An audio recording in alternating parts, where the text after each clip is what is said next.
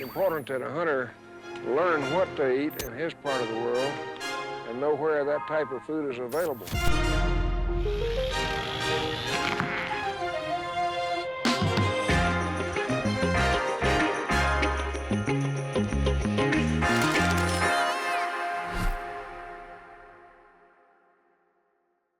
I'm guessing that at some point when you were growing up, somebody told you not to be a quitter.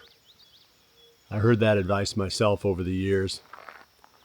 But this week on Deer Dirt, I'm going to talk about when it makes sense to quit, when it makes sense to give up. Of course, I'm talking about hunting land, whether it's a piece of land that you own, a spot that you're hunting on permission, or maybe even public land. There can be a point where it makes sense to cut your losses and move on. So let's start with this farm, the one I'm standing on. When I bought this, the only part that I owned was the ridges around this valley. So the valley and the ridges. And I'd just come from hunting a property not too far away from here that I had leased for a couple of years that was really similar. It was just a big valley with some ridge tops. And in neither one of these situations did I have access to approach the property from above. So I couldn't come into it. If I wanted to hunt the ridges, I couldn't come into it unless I climbed. So it was really tough to hunt because you had to go through the bottoms where potentially the deer might be feeding and then go up. And a lot of times you bump deer, physically demanding style of hunting. And I remember thinking, as good as that lease was, and as many deer that were on there, at a certain point I thought, maybe this isn't a very good idea. This place is really hard to hunt. And then, fast forward a couple of years and I buy this place. And after hunting here for about a year, I started thinking the same thing. Maybe this wasn't such a good idea. Maybe I need to sell this and move on and find something that's easier to hunt.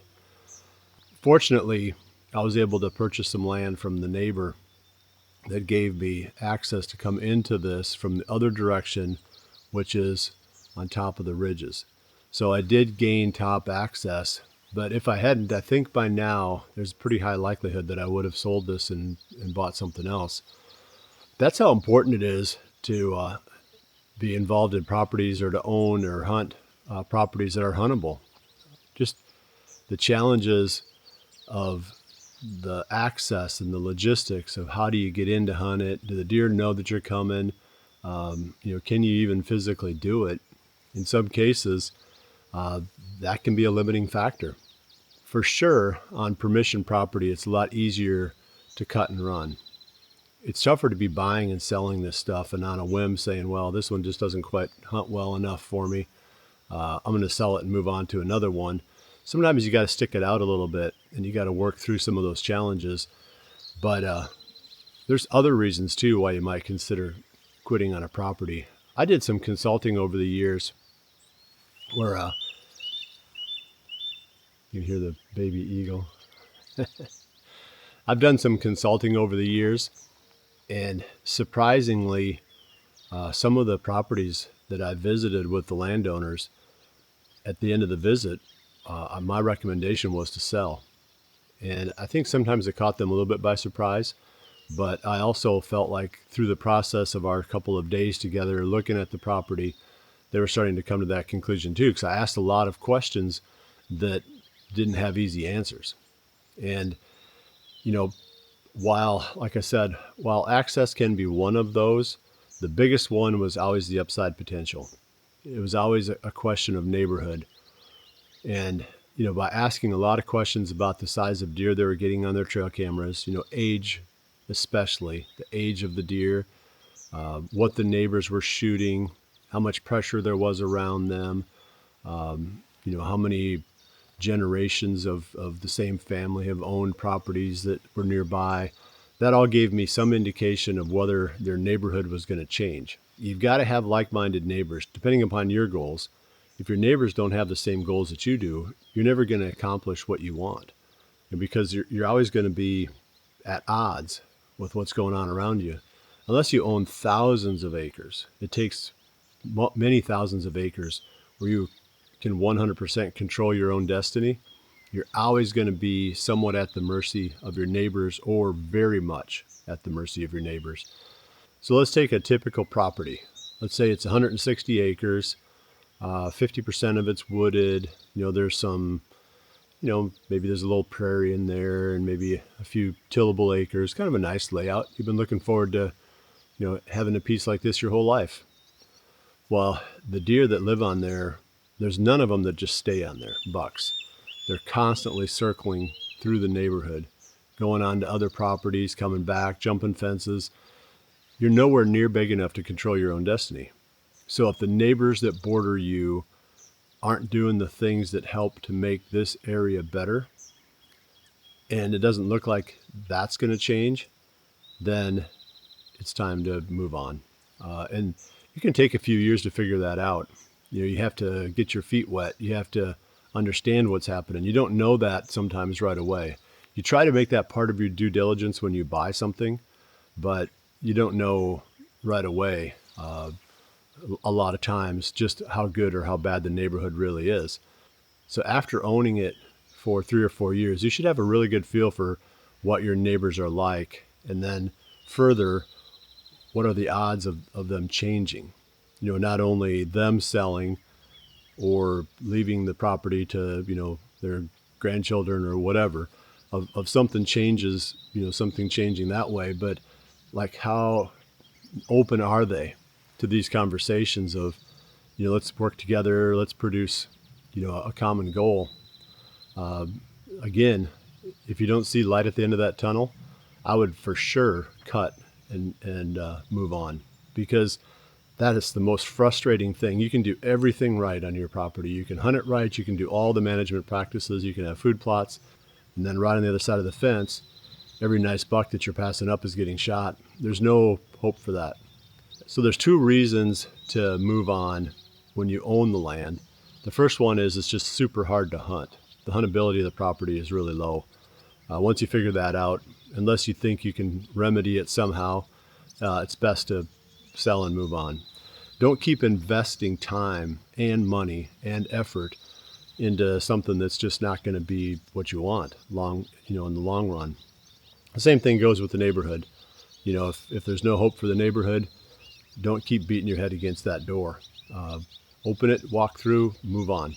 Okay, so now let's talk about permission property. So how do you know when it's time to give up on a spot that you just have permission to hunt? You're so keen to get another spot to hunt, you bump into somebody and they say, yeah, swing on by and take a look. So you check their property out and you go, yeah, okay, I would love to hunt here. Well, again, it's hard to say no to permission. So you get there, you hunt it, you spend a certain amount of time, and then eventually you think, why did I waste so much time here? This isn't any good. You need to know that. Quicker the better on permission ground and public land. You don't really have a whole lot invested in this. So don't waste a bunch of time trying to make the most of it. Main thing there is going to be the neighborhood, 100%, and any other competition that's on the property itself. Because even the huntability, you can get around that to a certain extent because you're just not there all the time. Maybe you've got a couple different properties that you have access to hunt.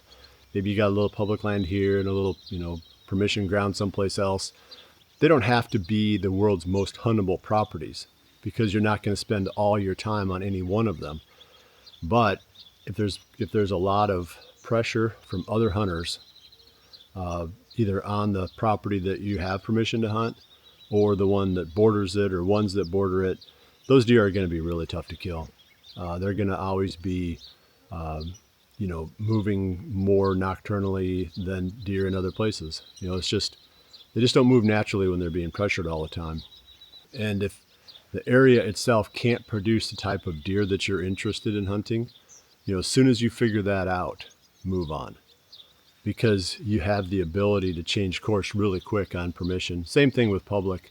My advice on public land, and I haven't hunted it for a long time.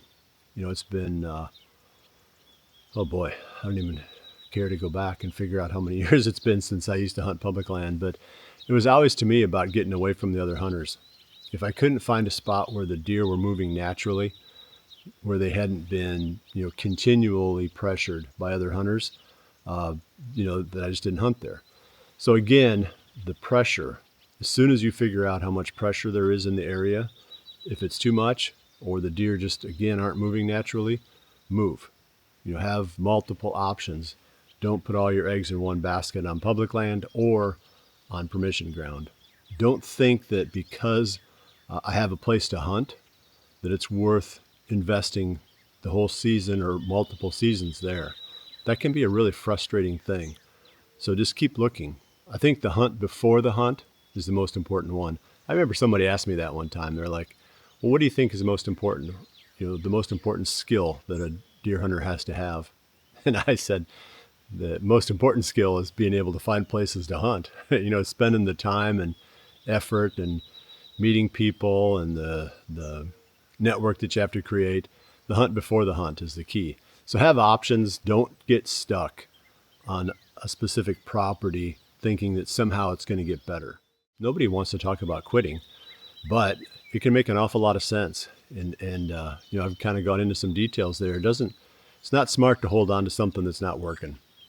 The sooner you figure it out and the sooner you can make those changes, the better.